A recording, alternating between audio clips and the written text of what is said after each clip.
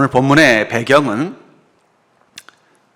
모세가 하나님의 부르심을 받아 저 하늘로 떠나고 여호수아가 그 뒤를 이어 이스라엘 민족을 이끄는 최고 지도자가 되었습니다.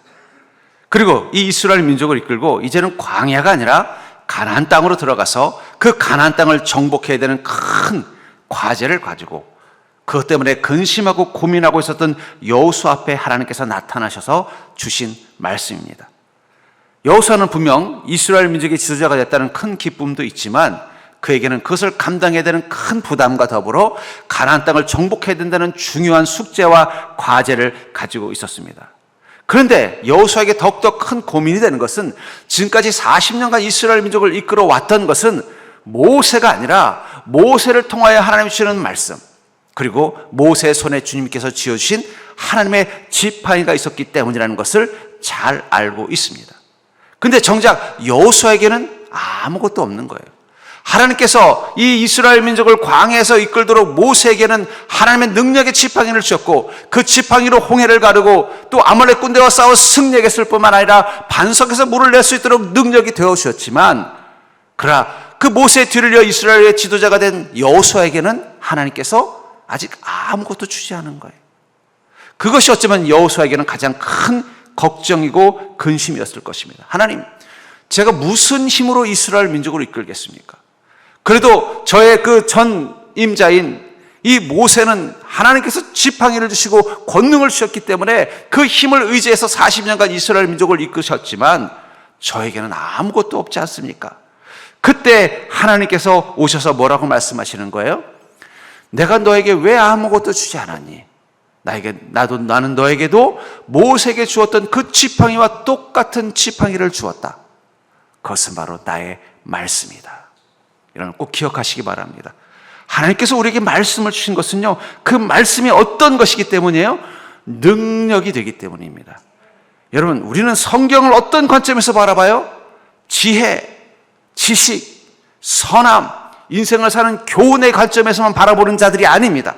물론 성경 속에는 지혜가 있고 지식도 있고 우리가 어떻게 사는 것이 선한지에 대한 지침도 들어있지만 그것으로 끝나는 게 말씀의 전부가 아니라는 거예요. 그리스도인에게 주어진 말씀은 모세의 손에 쥐어준 그 하나님의 지팡이와 똑같이 하나님의 능력이 이 말씀 가운데 있다는 것입니다. 그래서 우리 목회자들은 소위 말하는 축귀, 귀신을 쫓는 것도 배웁니다. 그걸 배우는데 그때 지침 중에 하나가 뭔지 아세요? 꼭 성경책을 들고 가라. 말씀의 권능으로 귀신을 쫓아내라. 이런 지침이 있어요. 우리는 이 여호수아가 고민하고 있다가 주님의 그 음성을 들었을 때 그는 그때 내가 깨닫습니다. 아, 그렇구나. 하나님이 이미 내게 능력의 지팡이를 주셨구나. 그것은 바로 하나님의 말씀이구나. 그리고 그 다음부터 여호수아는요, 그 능력의 지팡이가 되는 하나님의 말씀을 붙잡고 가나안 땅으로 들어갔고 가나안 땅을 정복하는 일에 그 성공을 이루게 되었다는 것입니다. 전 그런 의미에서 하나님께서 우리 그리스도인에게 주신 두 가지 선물이 있다고 생각해요. 하나는 믿음이고 또 하나는 말씀입니다. 어쩌면 믿음과 말씀은 하나님이 우리에게 주신 한 가지 선물의 두 가지 모습일 수도 있어요. 그러나 중요한 건 믿음도 하나님이 우리에게 주신 선물이며 더불어 말씀도 하나님이 우리에게 주신 선물이라는 것입니다. 이 믿음과 말씀을 가지고 우리는 우리의 인생 가운데 홍해를 가르는 하나님의 능력을 경험하는 것입니다. 우리 시대는요, 지식의 홍수 시대예요. 얼마나 많은 지식이 많은지 몰라요. 얼마나 지식이 많은지 무엇이 더 나은 지식인지 이거 아는 것도 힘듭니다. 지식의 홍수를 살고 있어요. 각자 각 개념들 또 관점들 또 어떤 사조들에 따라서 이게 옳다 저게 옳다 각자 자신들이 옳다는 걸 주장하는 시대 속에서 우리도 늘 무엇이 옳은지 모르는 판단이 서지 않을 만큼 지식의 홍수 시대를 살고 있을 때, 그렇다면 성경 말씀은 왜 다시 한번 우리가 그 말씀 앞에 귀를 기울이고 그 말씀에 집중해야 되고 우리 그리스도인들이 이 말씀을 사모해야 되는가? 저는 자기가 앞으로 가나안 땅을 정복해야 되는 큰 과제를 앞두고 있는 이 여호수아에게 하나님께서 너는 다른 거 필요 없다. 내가 주는 이 율법책을 주야로 묵상하고 날마다 그것을 상고하고 좌로나 우로 치우치지 않고 그대로 다 지켜 행하면 너는 이미 나의 능력의 지팡이를 가진 자처럼 너의 길이 평탄할 것이며 너의 모든 하는 일이 형통할 것이라는 이 말씀을 통해서 우리에게 주신 이 하나님의 말씀이 여러분들의 인생 가운데 어떤 평탄과 형통의 능력이 되는 그 능력이 하나님의 말씀인지를 깨닫고 그 말씀을 여러분들이 사모하며 그 말씀을 누리고 산다면 여러분들은 모세가 광야길을 이 말씀의 이 하나님의 지팡이를 의지해서 지나간 것처럼 또 여호수아가 이 가나안 땅을 이 말씀을 의지해서 정복할 수 있게 된 것처럼 여러분들의 인생의 광야길을 무사히 통과하고 더불어 여러분들의 인생의 축복의 그 가나안을 소유하게 되는 복된 인생이 되게 될 줄 믿습니다. 그렇다면 성경이 하나님의 말씀을 믿는 우리 그리스도인에게 이 성경 말씀은 우리에게 어떤 능력이 될까요? 저는 그 사실을 깨닫고 더욱더 말씀을 붙잡고 나아가는 걸음 되기를 바랍니다. 먼저 하나님의 말씀은요, 우리의 마음을 단단하게 만들어준다는 사실을 기억하시기 바랍니다. 하나님의 말씀은 우리를 단단하게 만들어줍니다. 오늘 본문 6절에 보니까 강하고 담대하라. 너는 내가 그들의 조상에게 맹세하여 그들에게 주리라 한 땅을 이 백성에게 차지하게 하리라. 이 백성에게 차지하게 하는 이 가나안 땅의 정복이라는 이 중요한 숙제, 자기 인생의 그 과제를 위해서 주님은 이 여호수아에게 뭐라고 말씀하고 있어요? 너는 강하고 담대하라. 왜 강하고 담대하라고 그랬을까요? 두려움과 근심과 흔들림 속에 있을 수 있는 이 여호수아에게 하나님께서는 어떻게 하라는 거예요? 강하고 담대한 자가 되라고 말씀하고 있다는 거예요. 그 다음에 뭐라고 말하는 거예요? 또 7절에 보니까 오직 강하고 극히 담대하여 나의 종 모세가 내게 명령한 그 율법을 다 지켜 행하고 우르나 좌로나 치우치지 말라. 그리하면 어디로 가든지 형통하리니. 저는 이 문장을 이렇게도 이해해 볼 수 있을 것 같아요. 네가 강하고 담대해야만 가나안 땅의 정복이라는 이 과제를, 이 일을 해낼 수 있을 것이다. 근데 그것을 위해서 너에게 필요한 것은 이 율법책을 따라 살아갈 때 그 율법의 말씀이, 하나님의 말씀이 너를 더 강하고 담대하게 만들어져서 치우치지 않고 네가 말씀을 의지해서 확신 있게 나가게 만들어줄 것이고, 그것을 통해서 너는 형통을 경험하게 될 것이라는 뜻으로도 이해할 수 있습니다. 하나님께서 우리에게 말씀과 은혜를 주셨을 때 그것은 우리 마음 가운데 믿음의 힘을 키워줍니다. 우리가 주님의 말씀을 묵상하고 주님의 은혜를 경험하면요, 내 안에 믿음은 더 견고해집니다. 그리고 마음의 믿음이 더 커지면 어떻게 돼요? 마음에 힘이 생기는 거예요. 그러니까 여러분들, 우리가 믿음의 힘이 있을 때 어때요? 벌써 자신감이 넘치고 그 은혜를 받고 말씀이 깨달아지면요, 우리 마음에 어떻게 돼요? 확신이 생기니까 믿습니다 하고는 두려움을 이기고 주님이 주시는 그 말씀을 따라서 우리의 마음을 지키면서 어떤 일을 결정하고 해나갈 수 있다는 거예요. 7절에 좌로나 우로나 치우치지 말라. 저는 이 문장을 보면서 이런 생각이 들었어요. 만약에 하나님이 우리에게 말씀을 주지 않았다면 우리는 날마다 흔들리는 인생을 살 거예요. 이게 옳을까? 저게 옳을까? 끊임없이 갈등하고 번민하고 어떤 것을 선택하지 못하고 힘들어하면서 늘 근심하며 사는 것입니다. 그러니까 우리가 왜 고민이라는 게 결국은 뭐예요? 결국 고민이라는 게 별거 아니에요. 종로로 갈 거냐, 청량리로 갈 거냐, 아니면 차라리 돌아가는 게 많으냐, 이게 답이 안 나오는 게 고민인 거예요. 처음부터 종로라고 생각하면요, 고민할 이유가 없습니다. 그냥 표지판만 보면 가면 되는 거예요. 이게 종로로 갈까요? 청량리로 갈까요? 아니면 차라리 돌아가야 되는지. 결국 우리 인생의 고민이라는 게 다른 게 아니에요. 좌로 가야 되나 우로 가야 되나 자꾸 내 마음이 흔들리는 것입니다. 근데 우리 안에 주님의 말씀이 분명해지면 어떻게 돼요? 마치 말씀은 건물의 기둥처럼 우리의 마음을 튼튼하게 만들어줍니다. 그러니까 하나님의 말씀이 우리 가운데 임하면요, 우리 마음의 기둥이 단단해지는 거예요. 여러분, 좋은 건물은요, 기둥이 중요한 것입니다. 우리 옆에 보면 지금 20여 층짜리 지금 큰 오피스텔을 짓고 있잖아요. 근데 보니까 아직도 지금 오래됐는데 무얼 하고 있어요? 먼저 기초하는데 오래 걸리고 그 다음에는요, 철근으로 기둥 만드는데 모든 에너지를 다 쏟고 있다는 거예요. 저것만 완성되면 그 다음은 쉽습니다. 갖다 붙이기만 하면 되는 거예요. 중요한 건 높은 건물일수록 이 기둥이 중요한 것이에요. 골조가 더 중요한 것입니다. 우리가 주님의 은혜와 축복을 충분히 누리는 인생이 되려면 가장 중요한 건 우리 마음의 골조, 마음의 기둥이 튼튼해야 돼요. 그래야 더 큰 은혜를 담을 수 있는 인생이 될 수 있는 것입니다. 근데 우리 마음을 더 튼튼하게 만들어주는 제일 좋은 게 뭐라는 거예요? 말씀이라는 거예요. 말씀. 아까 제가 최근에 읽고 있는 책, 행복의 기원이라는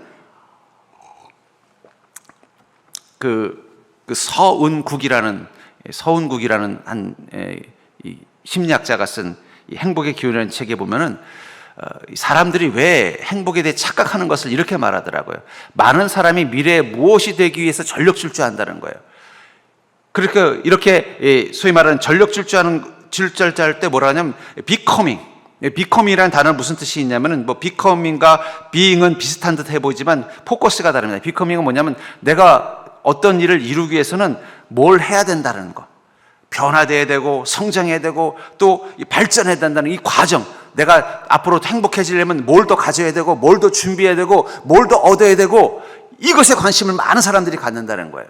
그러니까 사람들은 내가 행복한 인생이 되려면 비커밍에 관점을 갖는다는 거예요. 그래서 내가 지금보다 더 돈을 많이 모아야 되고 지금보다 더 지식을 많이 쌓아야 되고 지금보다 더 나 자신을 개발해야 되고 해서 늘 비커밍에 사로잡혀 있다는 거예요. 근데 자신이 행복학 전문가로서 연구를 해보니까 정작 행복이 담겨 있는 것은 being이다.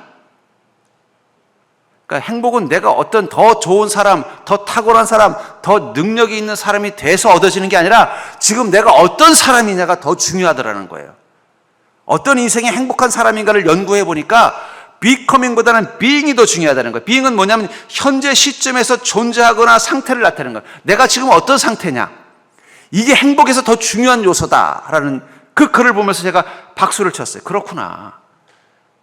여러분, 우리가 행복한 인생, 하나님의 복을 누려 행복한 인생이 되려면요, 우린 자꾸 becoming, 내가 조금 더 은혜를 받아야 되고 더 말씀을 가져야 되고 더 능력을 가져야 된다는 게 중요한 게 아니라 지금 내가 어떤 존재가 되느냐.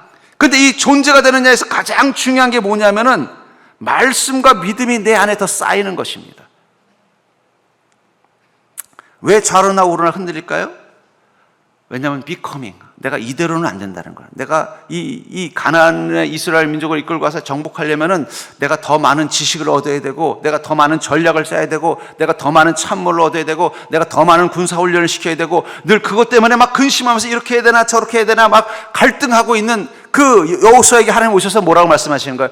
너 자꾸 becoming 되려고 하지 말고 being, 네가 말씀을 더 마음에 묵상해서 하나님 앞에서 순전한 그리스도인이 되겠다는 이 being에만 집중하면 너는 충분히 그것을 감당할 수 있다는 거예요. 여러분들은 어떻습니까? 내가 좀 더 행복한, 좀 복된 인생을 살려니까 조금 더 열심히 더해서 돈을 더 많이 모아야지. 아니면 더 열심히 해서 내가 좀 더 내 지식과 능력을 더 키워야지. 내가 조금 더 열심히 해가지고 내가 좀 더 내 영향력과 인명을 더 키워야 돼. 그렇게 해야만 내가 행복할 거라고 생각하지만 아닙니다. 중요한 건 여러분들의 마음이 단단한 자가 된다는 거예요. 근데 그 마음에 힘을 주는 게 무엇이라고요? 말씀과 믿음이라는 거예요.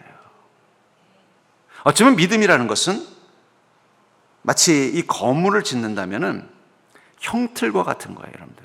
이 시멘트를 부어서 건물의 기둥을 만들 때 이 틀이 중요한 것입니다. 믿음은 우리가 하나님의 사람으로서 하나님의 복을 누릴 수 있는 존재라는 형틀을 만들어주는 겁니다. 거기에 그 형틀에다 뭘 부어요? 시멘트를 붓는 것처럼 하나님의 말씀이 부어지는 거예요. 그러니까 믿음이 크다는 건 뭘 의미하는 거예요? 내가 하나님의 그 은혜의 말씀을 통해 더 단단하고 큰 기둥이 되는 것처럼 내 믿음이 커져야 된다. 거기다가 말씀을 채워서 어떻게 해요? 단단하게 굳히면 그 기둥의 크기에 따라서 더 큰 건물, 더 높은 건물이 될 수 있는 거예요. 1층짜리는요, 기둥도 안 만들어요. 그냥 바닥에 땅 대충 고르고 거기다가 블록 몇 개 쌓아가지고 지붕 얹으면 되지만 정말 내 인생의 그 가난의 복을 누리듯이 하나님의 복을 제대로 누린 인생이 되기를 원한다면, 마치 고층 빌딩 같이 그런 인생이 되기를 원한다면 제일 중요한 건 뭐라는 거예요?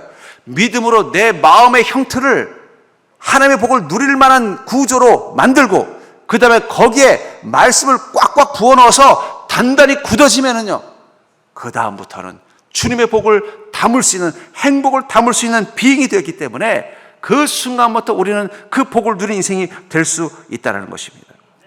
그런 의미에서 여러분들, 우리가 믿음으로 주님의 말씀을 받고 그 말씀을 따라 날마다 좌로나 치우치지 않는 오직 그 말씀을 묵상하면서 하루하루 어디로 가든지 살겠다고 결심하며 살아가는 순간 우리의 마음은 강해지고 단단해질 것입니다. 그리고 그 흔들림 없는 마음을 가지고 나가면은요, 반드시 하나님은 그 마음 가운데 복을 채워주시는 게 우리가 행복이라는 단어라는 거예요. 전 여러분들이 지금 어쩌면 여러분들 중에는요, 마음이 계속 흔들리는 사람, 자꾸 오락가락 하시는 분들, 내가 아직도 말씀이 덜 굳어서, 덜 채워져서 내가 자꾸 흔들리는구나. 여러분, 우리가 주님의 말씀을 사모하고 주님의 말씀을 들으면요, 확신이 생깁니다. 저도 목사지만 가끔씩은 자꾸 종로로 갈까 청량리로 갈까 갈등할 때가 있어요. 그럼 어떻게 하는지 아세요? 다시 말씀 펴놓고 봅니다. 또 좋은 또 설교자 목사님 말씀을 또 듣습니다. 그러면요, 내 마음에 확신이 생겨요. 그렇구나. 하나님께서 내가 이걸 갈등하는 줄 알고 이렇게 이런 말씀을 주셨구나. 하나님께서 내 마음을 아시고 이렇게 또 말씀으로 나에게 힘을 주시는구나. 그럼 그 순간 내 마음을 흔들리던 마음이 어떻게 돼요? 견고해지는 걸 느껴요. 그럼 주님이 주시는 그 마음을 따라 살아가면 되는 거예요.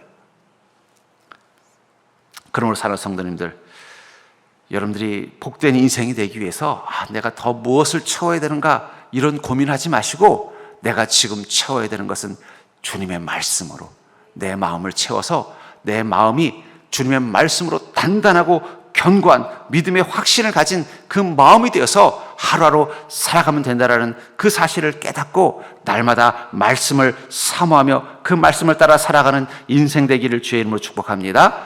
두 번째로, 성경이 하나님의 말씀을 믿는 우리에게, 그리스도인 우리에게 성경은 어떤 능력이 되어준다고 말하고 있습니까? 그것은 바로 하나님의 능력에 대한 확신을 갖게 된다는 거예요. 우리가 주님의 말씀을 사모하고 그 말씀을 주야로 묵상하고 그 말씀을 따라 날마다 살아가려고 결단하면 결단할수록 하나님의 능력이 얼마나 크고 위대한지를 우리는 확신을 갖고 살게 된다는 것입니다. 5절을 보시면, 내 평생에 너를 능히 대적할 자가 없으리니 내가 모세와 함께 있었던 것 같이 너와 함께 있을 것임이라. 내가 너를 떠나지 아니하며 버리지 아니하리라. 너의 평생에 너를 능히 대적할 자가 없다라는 거예요. 왜 그게 가능하다는 거예요? 내가 모세와 함께 있었던 것 같이 너와 함께 있을 것이다. 아마 이 말을 들었을 때 여호수아는 마음의 평안을 얻었을 것입니다. 왜냐하면 자신을 알거든요. 자기는 감히 모세를 따라갈 수 없는 자라는 거를, 모세라는 그 위대한 지도자를 따라갈 자격이 없는 자라는 걸 아는데 어찌어찌다 보니까 모세의 후임자가 된 거예요. 이걸 어떻게 감당해야 되나? 근데 하나님께서 뭐라고 말씀하시는 거예요? 야, 너 착각하지 마라. 모세가 위대해서 그 위대한 일을 한 게 아니라 내가 모세와 함께 했기 때문에 그런 위대한 일을 경험할 수 있었던 거야. 내가 모세와 함께 했던 것처럼 너와 함께 할 건데 뭘 걱정하니?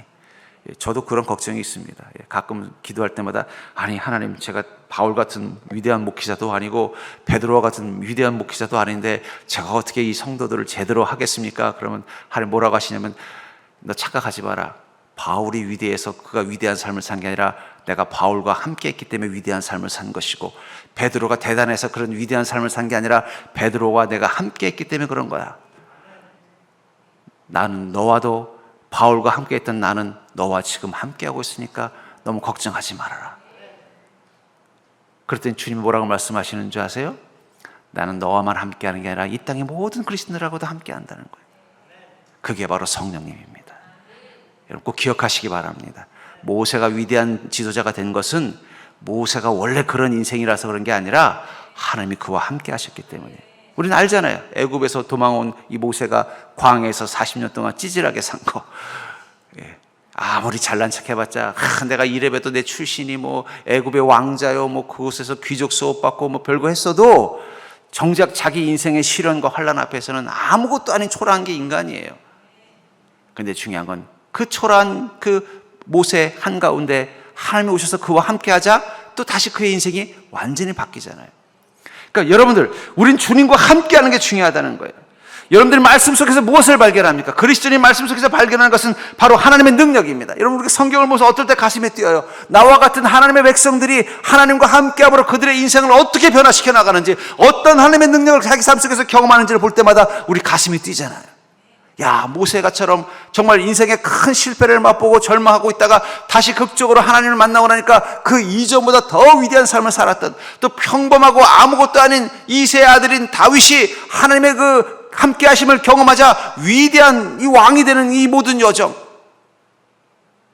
우리는 무엇을 보는 거예요? 말씀 속에서 하나님의 사람들과 함께 하시는 그 하나님의 능력을 보는 거 아닙니까? 그래서 우리 그리스도인 말씀을 보면 볼수록 우리 안에 확신이 생깁니다. 히브리서 6장 14절에 보면 이르시되 내가 반드시 너에게 복을 주고 복주며 너를 번성하게 하고 번성하게 하리라 하셨더니, 우리가 하나님의 말씀을 들을 때마다 어떤 확신이 생겨요? 하나님의 음성이 들린다는 거예요. 얘야, 나는 반드시 너에게 복을 주고 복을 줄 것이며 너를 번성하게, 네가 하는 일들의 지경을 넓혀줄 거다. 그 확신이 있는데 뭐가 두렵겠어요? 그러니까 우리가 말씀을 사면할수록 우리 안에 그 확신이 생기는 거예요. 그러니까 여러분들이 인생 내일에 대해서 확신이 흔들릴 때마다, 이러다가 내가 자꾸 실패하는 거 아니야? 요즘 세상이 어렵다는데 나도 그 금류에 휘둘려서 나에게 어려움이 생기는 거 아니야? 이런 마음이 들 때마다 어디로 가야 돼요? 세상 사람들은 점쟁이 찾아가지만 우리는 말씀 찾는 거예요. 말씀 앞에 서는 거예요. 그럼 다시 한번 하나님의 음성이 들리는 거예요. 얘야, 걱정하지 말아라. 내가 반드시 너에게 복을 주고 복주며 너를 번성하게 하고 번성하게 하겠다. 그 음성 듣는 순간 우리는 다시 한번 하나님의 능력이 나에게 복이 되고 내 인생을 번성케 할 거라는 그 확신 가지고 나가는 자들이라는 것입니다. 여러분들 아침마다 이 말씀 기억해 놓으시고, 히브리서 6장 14절 꼭 기억해 놓으시고 아침에 알람처럼 이 음성을 듣고, 누가 하나 이거 알람 하나 만들어줬으면 좋겠어요. 아침에 알람 딱 눌렀더니 띠릭 하면서 반드시 나에게 복을 주고 너를 번성하게 하리, 이런 알람 소리 듣고 시작하듯이 이 음성 선포하고 한번 시작해 보십시오. 여러분들에게는 이미 하나님의 지팡이가 주어진 인생입니다. 또 이사야서 14장 24절에는 뭐요? 만군의 여호와께서 맹세하여 이르시되 내가 생각한 것이 반드시 되며 내가 경영한 것을 반드시 이루리라. 하나님 뭐라고 말씀하세요? 내가 너와 함께하면서 내가 생각한 거 반드시 너의 인생을 통해서 되게 만들 거라는 거예요. 그것을 위해서 나는 그냥 멀리서 방관하고 너한테 시키는 게 아니라 내가 직접 너의 인생 가운데 와서 내가 능력의 손이 돼서 내가 경영한 것을 반드시 이룰 거라는 것입니다. 이런 그게 확신입니다. 하나님께서는 여러분들의 인생을 통해서 하나님이 뜻하신 것을 반드시 이룰 것입니다. 그것을 위해서 하나님은 멀리서 그냥 여러분들을 그냥 뒤에서 명령하고 지시하는 게 아니라 직접 손발을 붙이고 오셔서 역사하실 것입니다. 저는 목회자로서 그런 걸 얼마나 많이 보는지 몰라요. 내가 사는 게 아니구나. 내 안에 그리스도가 사는 것이구나. 내 안에 그리스도가 산다는 것은 내가 생각한 것을 내가 이루는 게 아니라 하나님이 생각한 것을 나를 통해서 이루시는 거구나. 그것을 위해서 내가 수고하고 애쓰는 게 아니라 하나님의 수고의 손이 내 인생 가운데 역사하는구나. 그런 걸 얼마나 많이 보는지 몰라요. 그럴수록 제 마음 가운데 확신이 있다는 거예요. 하나님 반드시 나에게 복을 주고 반드시 나를 번성하게 할 것이다. 여러분들 말씀에는 그 확신이 있습니다. 여러분들의 마음 가운데 여러분들의 미래에 대한 확신이 없는 분들이 있다면 어떻게 해요? 다시 한번 그 말씀 앞에 서십시오. 그래서 이 여호수아에게 뭐라고 말씀하고 계십니까? 7절에 오직 강하고 극히 담대하여 나의 종 모세가 내게 명령한 그 율법을 다 지켜 행하고 우르나 좌로나 치우치지 말라. 그리하면 어디로 가든지 형통하리니. 다시 말해서 여호수아가 막상 가나안 땅을 정복하러 나가다 보면은요, 자신감을 잃어버릴 때도 있고 흔들릴 때도 있을 때마다 다시 말씀 앞에 서면 무엇이 생기는 거예요? 확신이 생기는 거예요. 그 확신 붙잡고 나가면 어떻게 된다는 거예요? 반드시 형통하게 될 거라고 말씀하고 있는 것입니다. 그렇기 때문에 여러분들, 우리가 말씀을 믿고 확신이 생기는 순간 우리는 확신이 있는 믿음을 갖게 되고, 그 확신 있는 믿음의 중심에 뭐가 있다는 거예요? 믿는 자의 능력 되신 하나님이 나와 함께 계시다는 그 확신이 우리의 인생을 담대하게 강하게 살아가는 능력이 된다는 사실입니다. 그래서 데살로니가서 2장 13절에 보면 이러므로 우리가 하나님께 끊임없이 감사함은 너희가 우리에게 들은 바 하나님의 말씀을 받을 때 사람의 말로 받지 아니하고 하나님의 말씀으로 받음이니 진실로 그러하도다. 이 말씀이 또한 너희 믿는 자 가운데서 역사하시느니라. 제가 목회자로서 설교자로서 우리 성도님들을 위해서 기도할 때, 설교하기 전에 꼭 기도할 때 하는 기도가 있습니다. 그게 뭐냐면 오늘 저를 통해서 주님 말씀하실 때 우리 성도님들이 윤 목사의 말, 또 사람의 말이 아니라 하나님의 말을 듣고 가게 해달라고 기도하는 것입니다. 그래야 그 말씀에 능력이 있는 거예요. 세상에도 성경을 좋아하고 성경을 연구하는 믿지 않는 사람들도 많습니다. 근데 그들은 그 성경에서 무엇을 봐요? 사람의 말을 볼 뿐이라는 거예요. 이건 아무개라는 저자, 이건 모세라는 저자가 쓴 이야기야, 이건 베드로가 한 말이야. 그렇기 때문에 그들은 말씀 속에서 능력을 경험하지 않아요. 근데 우리는 어떻게 믿고 있어요? 사람의 말이 아니라 하나님의 말씀으로 받는 자들이기 때문에 이 말씀이 또한 우리 믿는 자 가운데서 역사하느니라. 하나님의 말씀으로 믿고 순종하면요, 역사한다는 거예요. 그럼 우리가 왜 주님의 말씀을 듣고도 순종 안 할까요? 둘 중에 하나입니다. 하나님 말도 무시할 만큼 간 큰 인생이든지, 아니면 사람의 말로 받기 때문이에요. 여러분, 이게 하나님의 말씀이라고 믿는데 어떻게 순종을 할 수 있습니까? 그렇잖아요. 한번 상상해 보시죠. 하나님께서 여러분들에게 너 앞으로 너의 미래를 위해서 이렇게 살아라. 그걸 처음에는 설교자를 통해서 말했더니 저 목사님 왜 나보고 자꾸 저런 얘기하나? 그걸 무시해버렸어요. 하나님께서 걱정해서 이번에는 편지글을 썼어요. 써가지고 아무개 성도야, 너 지금 이렇게 하면 안 된다. 내가 지시하는 대로 해라 하고 편지를 봤더니 이거 누가 보낸 거야? 이거 무슨 이 글을 본 사람은 7사람에게 전달하지 않으면 저주가 내 이런 건가 하고 찢어버렸어요. 하나님께서 화가 나셨어요. 직접 오신 거예요. 가지고 아무개야, 너 왜 내가 그렇게 편지까지 보냈는데 무시하니? 너 당장 내일부터 이렇게 해라. 그 순간 어떻게 할까요? 그것까지 거역하면 그건 끝나는 거예요. 그때야 깜짝 놀라고 어떻게 순종할 것입니다. 여러분들, 왜 우리가 주님의 말씀 앞에 온전히 순종하지 못할까요? 그게 부담스러워서요? 아니에요. 그걸 하나님의 말씀으로 받지 못하기 때문에 그래요. 근데 하나님의 말씀으로 받으면요, 우린 그게 어떤 부담스러운 것든 순종할 수밖에 없어요. 우리는 알기 때문이에요. 하나님은 하나님이시라는 것. 하나님은 내 인생의 주인이시며 이 우주의 주인이시라는 것. 하나님께서 명령하신 일 앞에 순종하는 자에게는 복이 임할 것이고, 거역하는 자에게는 하나님의 심판이 임할 것을 우리는 믿는 자로 알기 때문에 순종할 수밖에 없다는 거예요. 그런데 어떨 때 순종 못해요? 하나님의 말씀으로 받아지지 않을 때, 그러니까 여러분들, 은혜가 떨어졌다는 게 뭐냐면 다른 거 아니에요. 하나님의 말씀이 들리지 않는 거예요. 사람의 소리만 들리는 거예요. 그런 건 위험한 것입니다. 그럴 때 어떻게 해야 돼요? 다시 우리는 주님의 말씀 앞에 서서 하나님의 말씀을 받도록 간절히 원하고 순종해야 된다는 거예요. 그리고 하나님의 말씀으로 받는 그 순간, 마치 모세가 남들이 눈에는 아이고 저 모세 이제 그래도 위대한 지도자가 되는데 어째 그래 싸구려 시골에서 농사짓는 농부들이나 가지고 다니는 그 지팡이를 들고 다니시나? 이렇게 생각하는 사람도 있었을 거예요. 광야에서 어쩌면은 모세를 만나서 좀 모세와 뭔가 좀 대화를 하려는 이방인이 있었다면, 모세를 보면서 아니 행색은 보니까 그래도 이스라엘 지도자답게 풍채도 멋있고 그래도 옷도 이제 제법 이스라엘 지도자답게 멋지게 입었는데 어째서 지팡이는 시골 농부들이나 다니는 이 허름하고 허접한 지팡이를 들고 다니나? 이렇게 생각했을 거라는 거예요. 그렇지 않겠어요? 하나님께서 그 지팡이를 무엇으로 만들어 주셨어요? 모세의 낡은 지팡이로 만들어 줬잖아요. 남 같으면 그 정도 지도되면 금으로 막 장식도 하고 보석도 몇 개 받친 그 지팡이 딱 들고 나타날 줄 알았더니 시골 농부들이 들고 다니는 지팡이를 들고 다녔다는 거예요. 그러나 이스라엘 민족은 모세의 지팡이를 봤을까요? 무엇을 봤을까요? 모세의 손에서 홍해를 가른 하나님의 지팡이를 봤다는 거예요. 그게 차이점입니다. 세상 사람들은 성경을 마치 그 모세의 낡은 지팡이처럼 생각해요. 이 옛날의 역사책, 옛날에 그 비과학적인 시대 때 구닥다리 진리들, 이미 이 시대 때는 다 무시당하는 진리, 또 우리 시대엔 맞지 않는 남성 중심적이고 권위적인 또 가부장적인 그런 가치관, 마치 모세의 손에 있는 그 지팡이를 시골 농부의 낡은 지팡이처럼 바라본다는 거예요. 그러나 하나님의 능력이 이 말씀 가운데 있는 우리는요, 그것을 하나님의 지팡이로 만든 거예요. 이게 세상 사람들과 우리가 성경을 보는 차이점입니다. 근데 중요한 건 뭐라고 말하고 있어요? 사람의 말로 받지 아니하고 하나님의 말씀으로 받을 때 비로소 이 말씀이 또한 너희 믿는 자의 가운데서 역사한다라는 거예요. 지금 우리에게 필요한 건 무엇일까요? 하나님의 말씀으로 받는 믿음입니다. 그렇습니다. 이 성경은 모세에게 주신 그 하나님의 지팡이입니다. 나에게 주신 하나님의 지팡이입니다. 여호수아는 이제 하나님의 말씀을, 이 성경을, 율법책을 하나님의 말씀, 모세의 지팡이로 받았던 것입니다.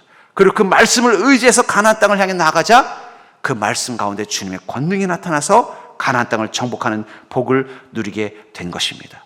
그러니까 지금 여러분들에게 필요한 가장 중요한 믿음의 자세는 하나님의 말씀을, 성경을 하나님의 말씀으로 받는 믿음입니다. 어떤 말씀이든 그 말씀을 듣게 되는 마음을 가지고 귀를 기울이고 그 말씀이 부담이 되든 기쁨이 되든 순종하면서 나아가면은요, 그 순간 너희 믿는 자 가운데서 역사하시는 그 능력의 하나님을 이 말씀 가운데서 보게 될 줄 믿습니다. 저도 그 말씀 앞에 사모함 가지고 무릎 꿇고 주님 어떻게 하면 좋습니까 해서 하나님의 음성이 들리면요, 그 음성 따라 순종하면요, 내 삶이 변화되는 걸 느껴요. 상황이 바뀌고 능력이 나타나고 권능이 임하는 것을 보게 됩니다. 하나님께서 저에게 하나님의 지팡이를 쥐는 순간을 허락하신 것입니다. 그러므로 사랑하는 성도님들, 모세가 하나님의 그 지팡이를 높이 들듯 이것이 하나님의 능력으로 믿고 높이 든 것처럼 하나님의 말씀을 힘껏 드는 믿음으로 하루하루 살아가는 자 될 수 있기를 주의 이름으로 축복합니다. 그렇다면 그 하나님의 말씀이 능력이 되어서 우리 인생 가운데 주님의 복을 누리게 할 때 이 말씀의 특징은 또 무엇일까요? 이 말씀이 주는 복은 견고한 복이라는 사실을 기억하십시오. 말씀이 주는 복은 견고한 복이라는 사실을 기억하시기 바랍니다. 본문 8절을 보시면 이 율법책을 내 입에서 떠나지 말게 하며 주야로 그것을 묵상하여 그 안에 기록된 대로 다 지켜 행하라. 그리하면 내 길이 평탄하게 될 것이며 내가 형통하리라. 이걸 다 지켜 행하라. 그럼 어떻게 된다고 말하고 있어요? 너의 길이 형통하고 너의 인생이 형통할 거라고 말씀하고 있다는 것입니다. 여러분, 이게 우리나라가 이 도로를 잘 만들잖아요. 그래서 산악지대 때 이 도로, 고속도로를 뚫는 것을 제가 옆에 있는 다른 길을 가면서 몇 번 본 적이 있어요. 근데 보면 그 도로를 뚫을 때 보면 제법 높은 산을 깎아서 이 도로를 만드는 경우가 많이 있습니다. 보면은 나중에 완성이 될 때 보면 양쪽으로 어떻게 돼요? 그냥 높은 언덕배기가 있고 그 가운데로 길이 나 있는 경우들이 있잖아요. 그 제가 그래서 어떻게 저렇게 하나 하다가 우연히 본 적이 있어요. 어떻게 하나 봤더니 꼭대기에다가 포크레인 올려놓고 하나씩 깎아 내려가더라고요. 물론 이제 바위가 나오면 이제 다이너마이트도 터뜨리지만 결국 뭐예요? 포크레인하고 또 트럭으로 하나씩 그렇게 뭐 며칠씩 몇십일씩 깎아내가지고 도로의 위치까지 낮춘 다음에 좌우에다가 그 깎아낸 절벽을 다 마무리하고 도로를 놓는 것을 보면서 저 평탄하고 저 좋은 길이 생기려면 그냥 하루아침에 짠 하고 생기는 게 아니라 그 높은 산을 깎아내는 시간이 필요하구나. 어쩌면 하나님의 은혜도 그렇게 임하지 않을까. 우리는 우리 인생 가운데 평탄이 오기를 원합니다. 하나님 우리 인생 복 주셔서 나도 좀 평탄한 길 좀 살게 해 주십시오. 예. 어떤 유명한 우리 강사 분이 그 얘기를 했더라고요. 대한민국은 왜 이렇게 인생이 힘든가? 산이 많아서 그렇대요. 산만 많은 게 인생도 산이 많다는 거예요. 한국 사람들은. 저 미국 사람들은 산이 없고 들판이 많아서 인생도 평탄하게 사는데 한국 사람들은 인생에 산이 많아가지고 맨날 구격진다는 거예요. 우리도 다 인생 평탄한 길 가고 싶어요. 그렇잖아요? 근데 그 평탄한 길이 그냥 생기는 게 아니에요. 깎아내는 작업이 필요하다는 거예요. 무엇으로 깎아내요? 그게 바로 하나님의 말씀과 말씀이 주는 능력이 그것을 날마다 깎아내는 거예요. 왜 날마다 주야로 묵상하라고 말씀하셨을까요? 뭐 꼭 그 말씀이 능력이라면 여리고 성벽 정복하기 전날 아니면 좀 봐서 한 일주일 전부터 좀 묵상하면 안 돼요? 평소 때는 잊고 있다가 이제 곧 여리고 성을 정복하려면 하나님의 능력이 필요하네. 그럼 그때부터 말씀을 보면서 준비하고 싸우면 되잖아요. 근데 왜 주님은 뭐라고 말씀하셨어요? 날마다 주야로 다 지켜 행하라. 그러면 평탄하게 될 것이고 형통할 것이다. 여러분들, 하늘의 복은요 그냥 한 번에 짠 하는 게 없어요. 여러분, 천국에 가면 절대 없는 게 있습니다. 그게 바로 복권방입니다. 천국엔 복권방은 없어요. 하나님이 우리에게 복을 주시는 방식은요 한 번 그냥 반짝 한 방으로 딱 주시는 복이 없어요. 우리는 그것을 어떻게 알아요? 하나님이 만드신 우주를 봐도 알아요. 여러분, 이 우주, 이 지구, 이 자연이 하루아침에 짠짠 변하는 거 봤습니까? 만약에 그랬으면요 그건 하나님의 성품일 거예요. 갑자기 뭐 하늘에 해가 떴다가 내년에는 해가 두 개가 됐다가 그 다음에는 해가 3개 됐다가 뭐 우리 그러시는 뭐 여성들도 있다 그러더라고요. 시방만 가면은 다음 날 가면 또 가구가 바뀌어 있고 그 다음 날 가면 또 소파가 바뀌어 있고 그건 그분의 성품일 거예요. 그렇죠? 하나님의 성품이 그랬다면은요 아마 이 자연이 어떻게 해야 돼요? 그냥 막 순식간에 한 10년 단위로 그냥 쫙쫙 바뀔 거예요.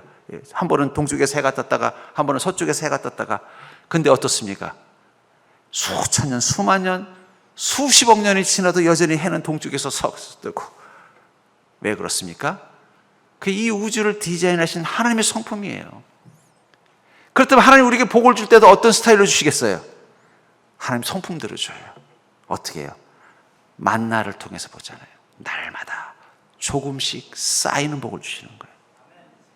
그 하나님의 복을 얻는 인생이 되려면요, 인내심이 있어야 돼요. 하나님, 저는 제 성격엔 이거 안 맞습니다. 제가 기다릴 테니까 한번 딱 준비되면 연락 주십시오. 그때 가서 제가 쫙 믿음으로 말씀 받고 한꺼번에 내 인생 완전히 역전시키겠습니다. 예, 하나님 그런 스타일 안 좋아하신다니까요. 날마다 말씀을 묵상하고 믿음으로 순종하면서 내 인생의 높은 산 위에서 그 말씀과 믿음 의지에서 조금씩 하나님의 능력의 것으로 깎아나가는 걸 경험하는 거예요. 그러다 어느 순간 돌이켜보니까 어떻게 돼요? 내 인생이 고속도로처럼 평탄해진 것을 발견하게 되는 게 바로 은혜를 깨닫는 시간이에요. 그것은 은혜를 깨달은 시간이지 갑자기 은혜가 임한 게 아니에요.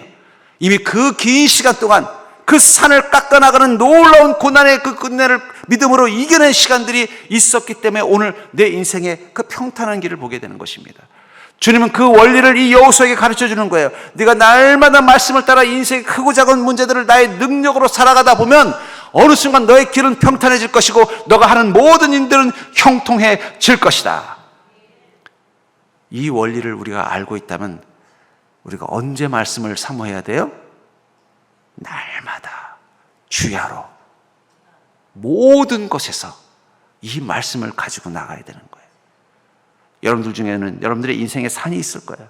이거 해결되지 않으면 내 인생은 결코 행복할 수 없다는 살이 있다면 그 속에서 여러분들은 뭘 하는 거예요? 하나님 모세에게도 홍해도 가르쳐주셨는데 한 번에 좀 쫙 뚫어주십시오. 물론 역사 속에 하나님 가끔 그러실 때도 있지만 제가 알고 있는 하나님은 절대 그렇게 안 하실 분이라는 거예요.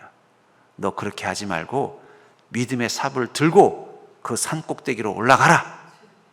그럼 나의 능력이 그것을 하나씩 깎아 나갈 것이다.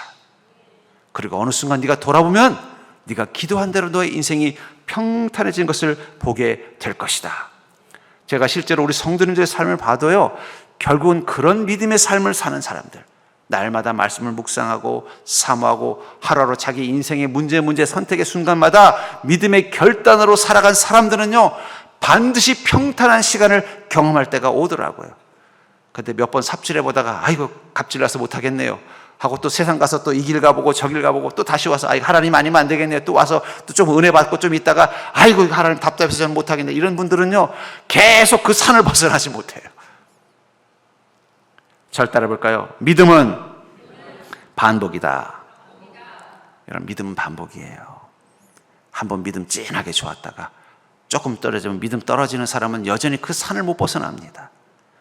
그러나 때를 얻든 때를 얻지 않든 말씀을 사모하고 믿음으로 묵묵히 내 인생을 살아가려고 애를 쓰는 사람은 어떤 높이의 산이라도 어느 순간 하나님이 그 말씀의 능력이 되셔서 그 산을 다 깎아버리는 것을 경험하게 될 줄 믿습니다. 그런 의미에서 여러분들, 지금 우리에게 필요한 그 능력의 지팡이는 무엇일까요? 우리는 자꾸 홍해를 가르는 하나님의 능력을 원하지만, 그러나 하나님이 우리에게 주시는 능력은요, 날마다 내 인생에 그 산을 깎아낼 수 있는 능력을 주셨습니다. 그게 말씀이에요. 이제 또 한 주 여러분들이 깎아내야 되는 인생의 산들 앞에 말씀이라는 삽을 들고 나가십시오. 그리고 믿음으로 매일매일 살아가십시오. 그러면 어느 순간 여러분들의 인생이 평탄하여져 있고 형통하게 될 것을 발견하게 될 줄 믿습니다. 그 소망을 위해서 날마다 믿음으로 무장하시고 말씀을 의지해서 살아가는 복된 인생이 되기를 주의 이름으로 간절히 축원합니다.